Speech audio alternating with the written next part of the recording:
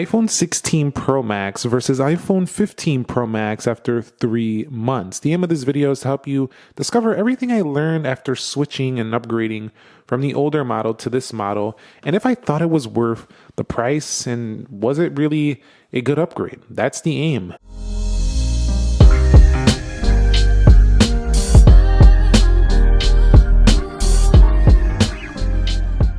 Okay, so the first thing I want to talk about is, was it worth the price coming from this phone to this phone and how much? Well, they did cost around the same price. There was no increase. And so for that reason, being that there are improvements to the iPhone 16 Pro Max over the 15 Pro Max, it definitely was worth the price. It does hit all the marks you want: a big screen, a big battery life, really good cameras. They brought the camera control button, better heat management. As a matter of fact, because it has better heat management and longer battery life, it actually feels more worth the price than the iPhone 15 Pro Max did. So definitely, I don't feel like they didn't live up to, having all the premium features for the price. But still, for people who want a little bit more, this is probably not going to be enough.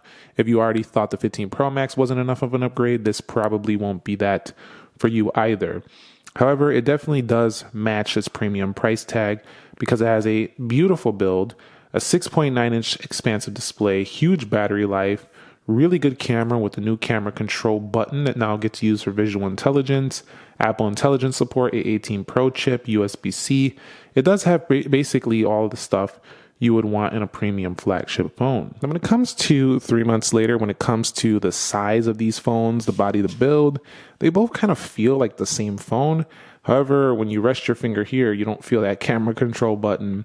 Also, the iPhone 15 Pro Max has felt like a much more manageable size, the 6.7-inch also being relatively lighter.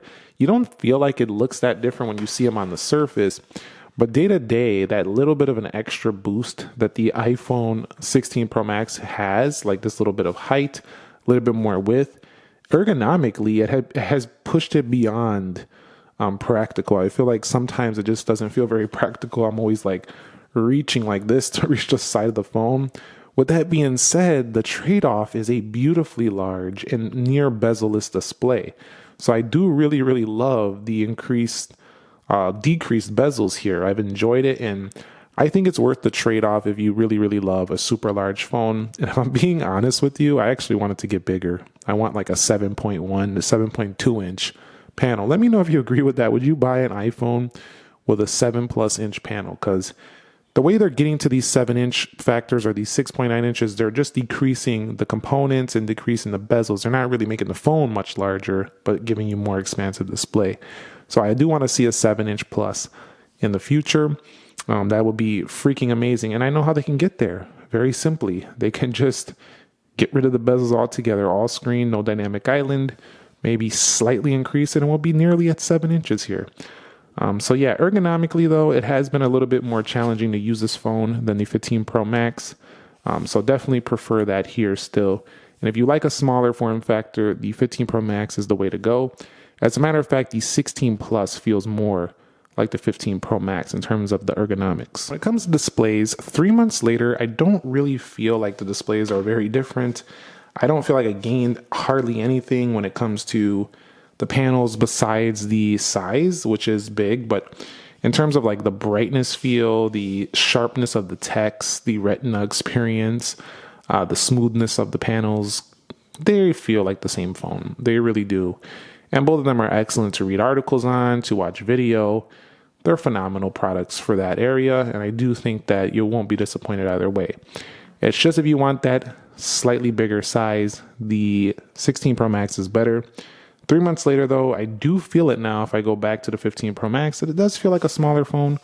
It does feel like a smaller size, but at the end of the day, they both still feel like super large phones. So it's a tiny increase, but it's something, and it definitely shows that we don't have exactly the same phone here. But still, I'm sure people want to see more radical changes, but still, these phones are pretty mature at this point, so how much radically different can they become besides getting incredibly thin like we might see next year, or maybe even folding down the line? So 3 months later, when it comes to software, we are looking at the Apple Intelligence on both of them. So I don't really have to talk much about this. They both have the new Siri on here. They both do have image playground now with the iOS 18.2. So both of them can generate AI images. On both of them, it doesn't matter which one you go with. You're supported on either A17 Pro, A18 Pro. We do have 8 gigs of RAM, 8 gigs of RAM. So there's not much to talk about at all in software. The only software change is the camera control software because it has camera control hardware on this one. Also, I think in the camera, there might be slightly different photographic styles up in here. These might be slightly different looking. Let's see if they upgraded that for the Max. And you'll see. Now, they're a little bit... The way you use the camera, there's a few little changes in here, but I can't find anything else. The rest of the software is identical. So either way you go here, you're getting similar software support, similar software feel. There's nothing to talk about there. When it comes to performance, I do feel like the 16 Pro Max is a hair quicker in almost everything it does, but that's not really something I notice too frequently. But what I do notice is how much cooler it stays to the touch. You can use the phone all day long, heavy, and you never feel it warm up. On the iPhone 15 Pro Max, it can sometimes warm up. So if you want a heavier use phone, I would pick the 16 Pro Max. 3 months later, I find it to do better in gaming and things of that sort. Maybe heavier video editing, a little bit faster to render. Not too much though, so the 15 Pro Max is still an amazing option if you find this much cheaper. It still can hold you over for several years to come. But if you want all out, then you'll probably want the 16 Pro Max. Performance-wise, though, there's not much in it here. I just don't see it. 3 months later, I feel like I got the same phone, basically, in performance with a little boost.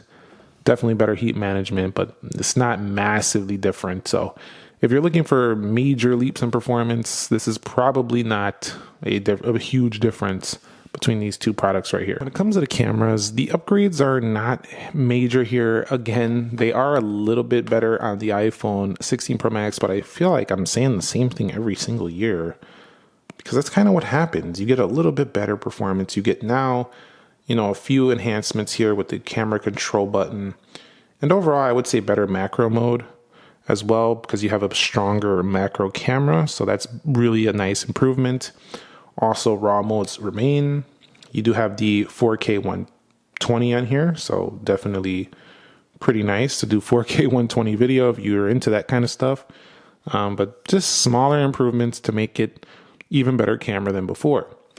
3 months later, though, everything that I was using in terms of the camera is still capable, actually more than capable, on the iPhone 15 Pro Max, and it's still more than a Pro phone on this phone as well. However, I do like the audio mix features on here. It has better mic array for doing video and stuff, so it's definitely the more pro phone of the two. But it's not like you can get this phone and have a bad experience. As a matter of fact, you'll still have a pro level experience on the iPhone 15 Pro Max. I will say though that the front cameras are kind of boring. They never seem to upgrade these front facing cameras, so they really need to do something about it. I understand iPhone has really good selfies, but I want to see improvements here. I want to see more megapixels on the front, see if they can improve this front camera, because we need to get the front camera at the quality or close to the quality of the rear camera. That way we can do vlogging and front facing videos at the same level as the rear. That would be freaking amazing. I can already kind of do that on foldable phones because I can flip them around and use the rear cameras. But on the iPhone, I got to look at it this way to get or use some kind of mirror accessory to see what I'm doing if I'm trying to do a self vlog video. So I would like to see an improvement to the front cameras. Now, what has been substantially noticeable has been the battery life on these two phones. The iPhone 15 Pro Max never really gave me a massive issue when it comes to the battery life, but my iPhone 16 Pro Max has given me much further longevity than the iPhone 15 Pro Max during the day. I'm actually finishing with about 20 to 30% more at the same time the iPhone 15 Pro Max would have kicked the bucket. So definitely, if you're looking for a phone of these two that has the better battery life, the 16 Pro Max has some crazy stamina. And while the iPhone 15 Pro Max was never horrible, it's just a full day and then a little bit. The iPhone 16 Pro Max is like a full day and a half. So that's how I look at it. You want a little bit more, you want a little bit more, you'll probably want like a 16 Plus over this 15 Pro Max. But if you want a lot more, you'll want the 16 Pro Max. It's giving me a good 2-3 hours or 30% more by the end of my day is how I'm seeing it in my usage. One area I didn't see very much any difference these past few months has been the audio. They sound about the same. I don't really notice a massive difference in the speaker quality between both of these. They both do a phenomenal job. Of course, the mic array is better on the iPhone 16 Pro Max to have a better recording session, but the actual speaker phones sound about the same in my experience. However, I will say one area that has improved is the reception. This has actually been noticeable. The new Qualcomm modems in here, the X75s, have been noticeable over this phone. I actually cannot get no signal in my garage in this one, but in this guy, I can get signal on the iPhone 16 Pro Max in my garage, which is underground. So definitely kind of important. I like that. I like that I can get that signal in these more fringe areas. On this one, it has just better reception strength. It also has better phone call quality and connectivity. Also, the Wi-Fi 7 makes this thing fly through the internet a little bit faster than the 15 Pro Max. So it's generally a faster phone, even in connectivity where it actually matters. So at the end of the day, 3 months later, what do I think about this upgrade? Was it worth it? Well, honestly, it does have a nice few upgrades. It didn't feel like a massive leap. And if I didn't do the channel, I didn't do YouTube videos on technology, and I was an owner of a 15 Pro Max, I probably would not do the upgrade. However, if you're coming from a 14 Pro Max, a 13 Pro Max, this phone feels like a nice leap. However, it still feels very similar. And also, if you're looking for something more innovative or just very different to use, this is not going to feel like that. Just think of this like a better version of what you already had. It's kind of like what we see most of the years. And to be quite frank, it's a little bit boring, but it's so good. It's kind of boring. Kind of reminds me of some, car brands that have products that just work and they don't change it too much because it just works. If it's not broke, don't fix it.